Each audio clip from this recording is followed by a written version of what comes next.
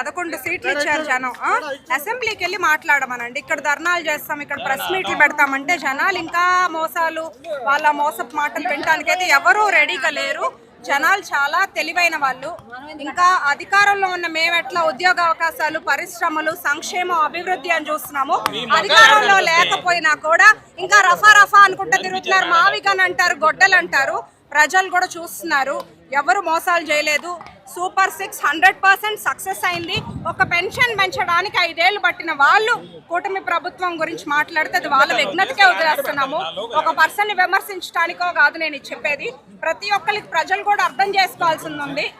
గత 5 ఏళ్ల విధ్వంసంలో ఇప్పుడు ఆర్థికంగా ఇబ్బందులు ఉన్న సంక్షేమం ఆగకుండా ఇస్తున్నాము, అభివృద్ధి జరుగుతుంది, రోడ్లన్నీ వేసుకుంటున్నాము, ఉపాధి అవకాశాలు పెరిగినాయి, పెన్షన్స్ పెరిగినాయి, రైతులు ప్రశాంతంగా ఉంటున్నారు, మహిళలకు గౌరవం ఉంటుందంటే అది విజనరీ లీడర్ చంద్రబాబు నాయుడు గారి వల్లే సాధ్యమవుతుంది.